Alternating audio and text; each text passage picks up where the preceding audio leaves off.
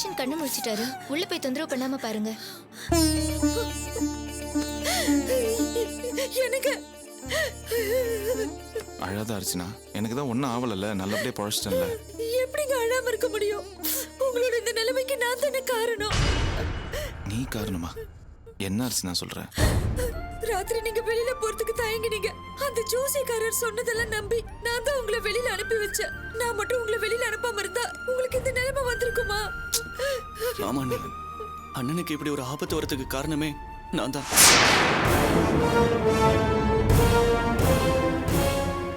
என்னடா வாசு, நீ காரணம்னு சொல்ற, என்ன விஷயம்?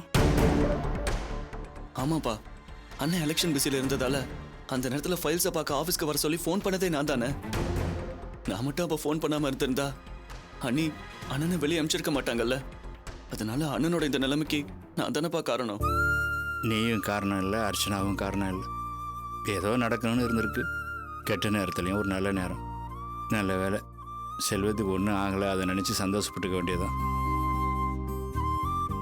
அது மட்டும் இல்லை, அந்த நமச்சிவாயத்தோட ஆளுங்க செல்வத்தை போட்டு தள்ள பிளான் பண்ணியிருக்காங்கிற விஷயம் உனக்கு தெரிஞ்சிருக்கு. அதை நீ சேட்டுக்கிட்ட சொல்ல போய் தானே சேட்டு வந்து நம்ம செல்வம் உயிரை காப்பாற்றிருக்காரு. அப்படி பார்த்தா செல்வத்தோட உயிரை நீ தானடா காப்பாற்றிருக்க. ரொம்ப நன்றி வாசு.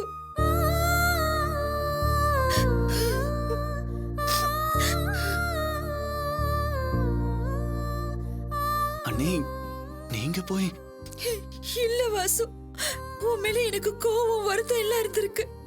ஆனா எல்லாத்தையும் தாண்டி நீ என் தாலியை காப்பாத்தி கொடுத்திருக்க. உனக்கு எப்படி நன்றி சொல்றதுன்னு தெரியல.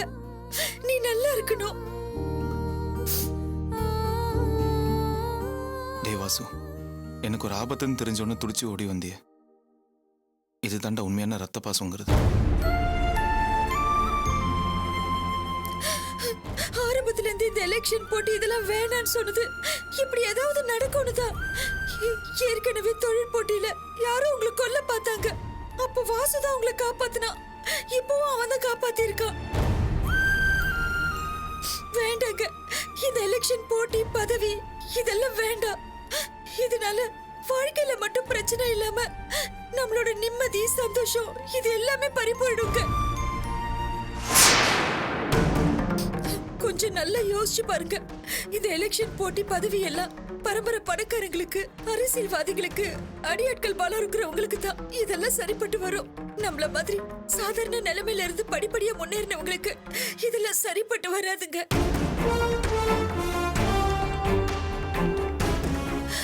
நான் வாயும் வயிறுமா இருக்கிற இந்த நேரத்துல உங்களுக்கு ஏதாவது ஒண்ணு ஆயிருந்தா என் நிலைமைய கொஞ்சம் யோசிச்சு பாருங்க. நிச்சயமா நானும் உயிரோட இருக்க மாட்டேங்க.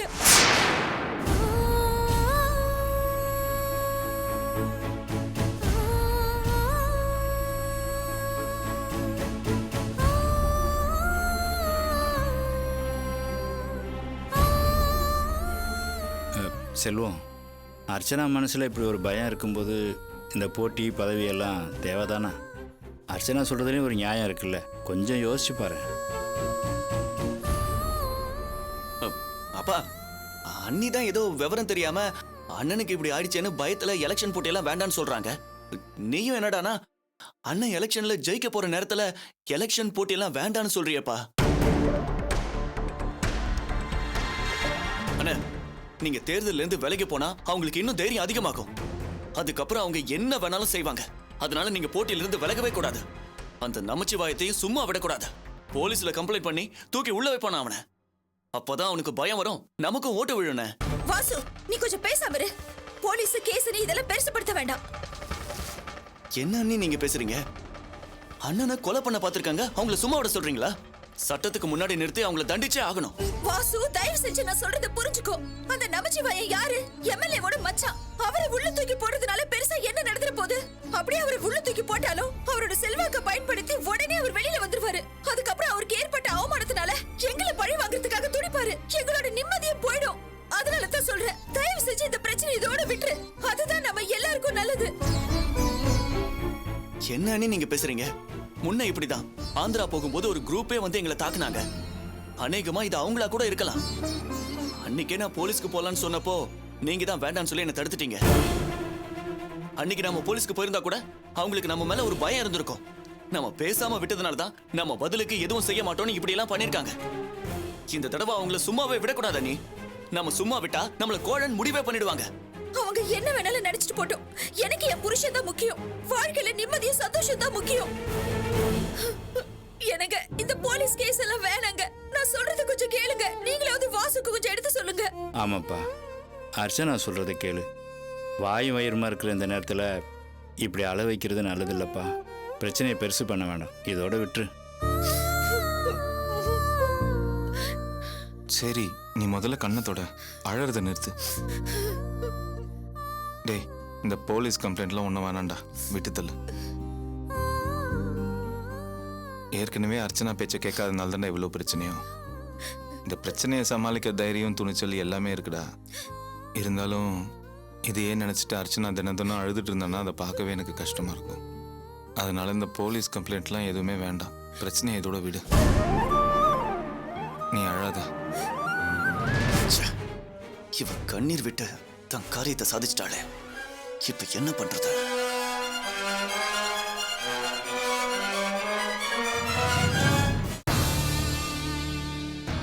என்ன சொல்றீங்க? நமச்சிவாய் மேல போலீஸ் கம்ப்ளைண்ட் கொடுக்க வேணும்னு செல்வம் சொல்லிட்டாரா? ஆமா மேடம், அவன் போலீஸ் கம்ப்ளைண்ட் கொடுக்கலனா கூட பரவாயில்ல. ஹாஸ்பிட்டல்ல நடந்த கூத்த பார்த்தா செல்வம் அசோசியேஷன் எலெக்ஷன்ல இருந்து ஜகா வாங்கிடுவான் போல இருக்க. என்ன சொல்றீங்க வாசு? ஆமா மேடம், அண்ணன் எப்ப சாவான் திண்ணை எப்ப கிடைக்குங்கிற மாதிரி அந்த அர்ச்சனா செல்வம் காயம்பட்டதை சாக்கா வச்சு அழுது புலம்புனதை பார்த்தா செல்வம் மனசை மாத்திக்கிட்டு எலெக்ஷன்ல இருந்து விலகிடுவான் போல இருக்கு. ஐயோ, அந்த மாதிரி எல்லாம் எதுவும் நடக்க கூடாது. ஆனா செல்வம் அர்ச்சனா பேச்சுக்கு தலையாட்டினதை பார்த்தா அப்படிதான் நடக்கும் போல இருக்கு மேடம். அந்த அர்ச்சனா போலீஸ் கம்ப்ளைண்ட் வேணான்னு சொன்னதும் அவனும் தலையாட்டிட்டானே. ஏற்கனவே அவன் எலெக்ஷன்ல நிக்கிறது பிடிக்காத அர்ச்சனா அவன் நிக்க வேண்டாம்னு சொன்னா அதுக்கும் தலையாட்டுவான் போல இருக்கே. எனக்கு என்னவோ அப்படிதான் நடக்கும்னு தோணுது. செல்வத்தை எலெக்ஷன்ல நிக்க வச்சு வாழ்க்கையில தோக்கடிக்கலாம் நம்ம திட்டம் போட்டோம். ஆனா அந்த அர்ச்சனா நம்ம நினைப்புல எல்லாம் மண்ணள்ளி போட போறா. நம்ம செல்வத்தை அடிச்சு போட்டு அந்த பழிய நமச்சிவாயத்து மேல சுமத்தி சிம்பத்தில ஜெயிக்கலாம் தானே பார்த்தோம். அர்ச்சனா அழுது புலம்புனது செல்வம் மனசை கரைச்சிரும் போல இருக்கே. எங்க அம்மா அப்பவே சொன்னாங்க, அர்ச்சனா கண்ணீர் முன்னாடி அவன் சரண்டர் ஆயிடுவான்னு. அது நடந்துரும் போல இருக்கே மேடம். இல்ல வாசு, நாம தோக்க கூடாது. நம்ம பிளான் நடந்தே தீரணும். இந்த அசோசியேஷன் எலெக்ஷன்ல செல்வம் ஜெயிச்சே ஆகணும். செல்வத்தை நமச்சிவாயம் கொலை பண்ண பார்த்ததா வெளி உலகம் நம்பணும். நாம நம்ப வைக்கணும். அது எப்படி மேடம் முடியும்? நம்ம வீடு வீடா போய் சொல்ல முடியுமா? நாம ஒண்ணு வீடு வீடா போய் சொல்ல வேணாம். அதுக்கு பதிலா போலீஸ்ல ஒரு கம்ப்ளைண்ட் கொடுத்தா போதும். போலீஸ் நமச்சிவாயத்தை அரெஸ்ட் பண்ணும். அதுக்கப்புறம் எல்லா பத்திரிகையிலயும் டிவிலயும் நியூஸ் வரும். அப்புறம் ஆட்டோமேட்டிக்கா உலகத்துக்கே இந்த விஷயம் தெரிஞ்சிட போகுது. என்ன மேடம் சொல்றீங்க நீங்க? செல்வம் தான் நமச்சிவாய மேல கம்ப்ளைண்ட் கொடுக்க வேண்டாம்னு சொல்லிட்டான்ல. செல்வம் சொன்னா என்ன? கம்ப்ளைண்ட் கொடுக்க சொல்லி நான் சொல்றேன். நீங்க நேரா ஸ்டேஷனுக்கு போய் எலெக்ஷன் தகராறுல அந்த நமச்சிவாயும் எங்க அண்ணனை ஆளு வச்சு அடிச்சு கொலை பண்ண பார்த்தான்னு அவன் மேல கம்ப்ளைண்ட் கொடுங்க. போலீஸ் ஆட்டோமேட்டிக்கா நமச்சிவாயத்தை அரெஸ்ட் பண்ணுவாங்க. பிரஸ் மீடியான்னு நியூஸ் வெளியில வந்துரும். சிம்பத்தி ஓட்டுல செல்வம் ஆட்டோமேட்டிக்கா ஜெயிச்சிருவாரு. அதெல்லாம் சரி மேடம். ஆனா நான் போய் போலீஸ்ல கம்ப்ளைண்ட் கொடுத்தா அந்த அர்ச்சனா தான் சும்மா இருப்பாளா, இல்ல செல்வம் தான் என்ன சும்மா விடுவானா? அர்ச்சனாவை விட்டு தள்ளுங்க வாசு. செல்வத்தை எப்படி ஆஃப் பண்ணணும்னு எனக்கு தெரியும். அதனால நான் சொன்ன மாதிரி போலீஸ்ல போய் கம்ப்ளைண்ட் கொடுங்க. இல்ல மேடம், அது வந்து தயங்க வேணாம் வாசு. நான் சொல்றத கேளுங்க. செல்வத்தை நான் பாத்துக்கிறேன். நீங்க இப்பவே போய் கம்ப்ளைண்ட் கொடுக்கலன்னா நாம இத்தனை நாள் பட்ட கஷ்டம் எல்லாம் வேஸ்டா போயிடும். அதனால நான் சொல்றபடி செய்யுங்க. சரிங்க மேடம், நான் வரேன் மேடம்.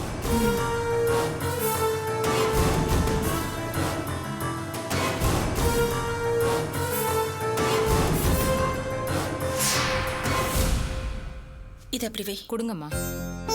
என்ன செல்வம், உடம்பு எப்படி இருக்கு? இப்போ பரவாயில்ல சார். டாக்டர் டிஸ்சார்ஜ் ஆகலாம்னு சொல்லிட்டாரு. அதான் எல்லாம் எடுத்து வச்சுட்டு இருக்காங்க. உடம்புல ஏதாவது பிரச்சனை இருந்தா சொல்லு, மறுபடியும் ஒரு செக்அப் பண்ணிடுவோம். இல்லைங்க, கொஞ்சம் டயர்டாக இருக்கு, அவ்வளோதான். சார், இந்த பில்லை செட்டில் பண்ணிடுங்க. நான் போய் பில்லை செட்டில் பண்றேன், நீங்க வாங்க. பேபி எல்லாத்தையும் எடுத்து வச்சுட்டு எடுத்து வச்சுட்டோமா? வாங்க. பார்த்து.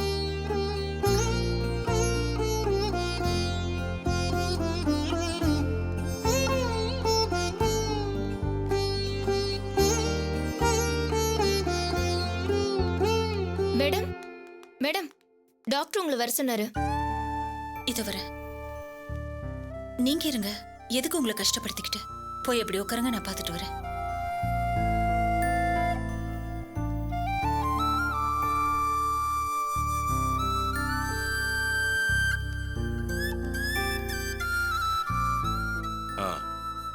அர்ச்சனா சிஸ்டர் எங்க செல்வம்? டாக்டரை பார்க்க போயிருக்கா. ஆமா, நமச்சிவாய் மேல போலீஸ் கம்ப்ளைண்ட் கொடுக்க வேணானோ எலெக்ஷன்ல இருந்து விலகிக்கலாம்னு முடிவு பண்ணிருக்கியாமே. ஆமாம் சேட், எல்லாம் அர்ச்சனாக்காக தான். எந்த ஒரு விஷயத்திலையும் அவசரப்பட்டு முடிவெடுக்க கூடாது செல்வம். அது எலெக்ஷன்ல போட்டி போட போறதா இருந்தாலும் சரி, விலகிறதா இருந்தாலும் சரி. சரி, அதை விடுங்க. இந்த அடிப்பட்ட விஷயம் நந்தினிக்கு தெரியுமா? அவள் ஏதாவது ஃபோன் பண்ணலாம்? உன்னை காப்பாத்தி ஹாஸ்பிட்டல் கொண்டு வந்து சேர்த்ததே நந்தினி தான். நந்தினியா? என்ன சேட் சொல்றீங்க? அர்ச்சனா சிஸ்டர் வராங்க, மற்றதெல்லாம் நான் அப்புறம் சொல்றேன். டாக்டர் என்ன சொன்னாங்க? நல்லா ரெஸ்ட் எடுத்தா போதும். நீங்க வாங்க.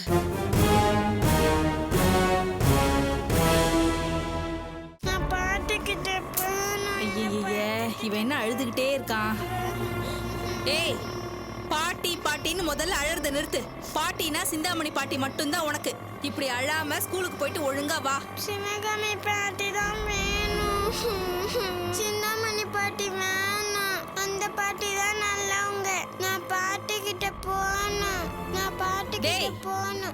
வாயை முடிக்கிட்டு சும்மா வா. சும்மா பாட்டி பாட்டின்னு அழுதுகிட்டே இருக்க. வந்து 3 நாள் ஆச்சு, இன்னும் உனக்கு பாட்டி ஞாபகம் போலையா? பெத்த அம்மாவை மறந்து தொலைச்சிட்ட, ஆனா பாட்டியை மட்டும் இன்னும் ஞாபகம் வச்சுட்டு இருக்கியா? நான் பாட்டி கிட்ட போகணும். கடவுளே, அழாம வாயேண்டா. இளமாரா, நீ இந்த மாதிரி அழுதுகிட்டே வந்தீனா எனக்கு கெட்ட கோவம் வரும். சரி, நீ அழாம வந்தீனா அத்தை உனக்கு டாய்ஸ், ஐஸ்கிரீம் இதெல்லாம் வாங்கி தருவனா?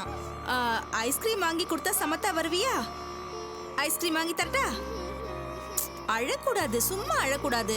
சரி, அத்தை போய் இங்க பக்கத்துல ஐஸ்கிரீம் வாங்கிட்டு வருவனா நீ குட் பாயா சமத்தா இங்கே இருக்கணும். ஓகே?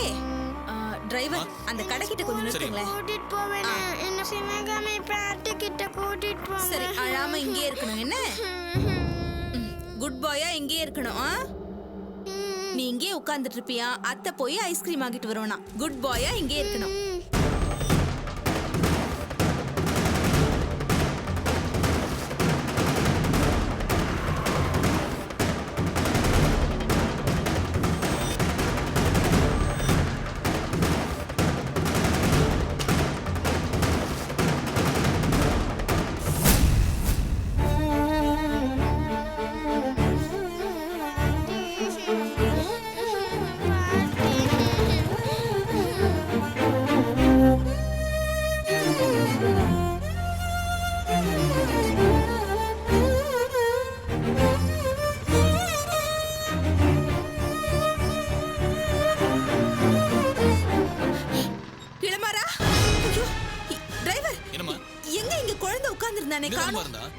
ஏய் இளமாரா, இளமாரா, இளமாரா, எங்க போய் தொலைஞ்சா? இளமாரா, என்னங்க உங்களை நம்பி சரிமா, வண்டியில சின்ன ப்ராப்ளம் இருந்தது, பாத்துக்கிட்டு இருந்தேன், அதான் கவனிக்கலாமா?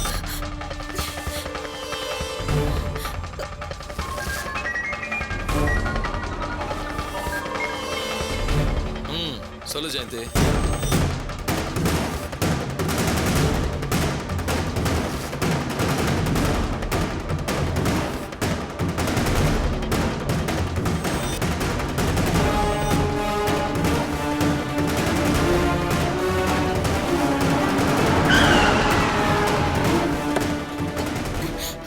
அவன் நை நைன்னு அழுது அடப்புடிச்சிட்டே இருந்தான்னா, சரி ஐஸ்கிரீம் வாங்கி தரேன்டான்னு சொல்லிட்டு ஐஸ்கிரீம் கடைக்குள்ள போயிட்டு வந்து பார்த்தா ஆளை காணோம்னா. அறிவு இருக்கா உனக்கு?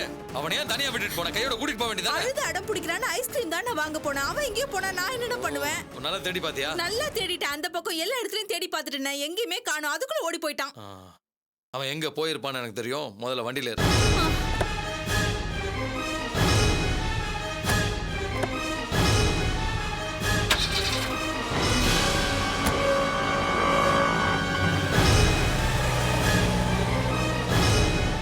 நீங்க எப்ப வீட்ல இருப்பீங்கன்னு சொல்லுங்க.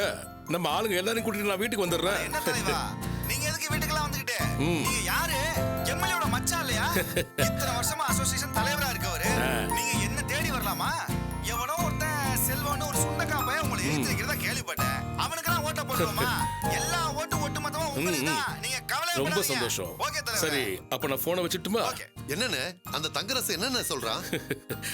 அவன் மட்டும் இல்ல, இது வரைக்கும் போன் பண்ண அத்தனை பேருமே நமக்கு தான் சப்போர்ட்டா பேசுறாங்க. நமக்கு பிடிக்காத ஏதோ ஒன்னு ரெண்டு பேரு அந்த பையனை நிக்க வச்சு பூச்சாண்டி காட்டிட்டு இருக்காங்க. அவ்வளவுதான்.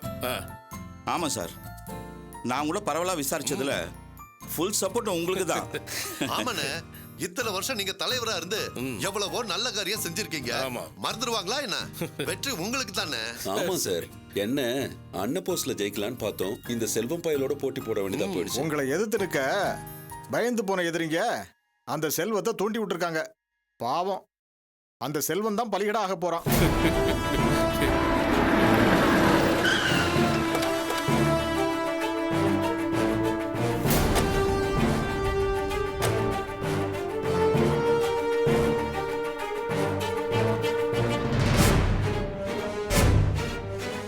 வாங்க இன்ஸ்பெக்டர், என்ன இவ்வளவு தூரம்? மிஸ்டர் நமச்சிவாயம், என் கூட கொஞ்சம் ஸ்டேஷனுக்கு வர முடியுமா? ஸ்டேஷனுக்கா? எதுக்கு? உங்க மேல ஒரு கம்ப்ளைண்ட் வந்திருக்கு. கம்ப்ளைண்டா? என்ன சொல்றீங்க இன்ஸ்பெக்டர்? ஆமா, அதுவும் கிரிமினல் கம்ப்ளைண்ட். என்னது, கிரிமினல் கம்ப்ளைண்டா? என்ன சொல்றீங்க? என்ன மிஸ்டர் நமச்சிவாயம், செய்யறதெல்லாம் செஞ்சுட்டு ஒன்னும் தெரியாத மாதிரி நடிக்கிறீங்களா? உங்க அசோசியேஷன் எலெக்ஷன்ல உங்களை எதிர்த்து நிக்கிற வேட்பாளர் செல்வத்தை கொலை பண்ண முயற்சி பண்ணதா அவர் தம்பி உங்க மேல கம்ப்ளைண்ட் கொடுத்திருக்காரு.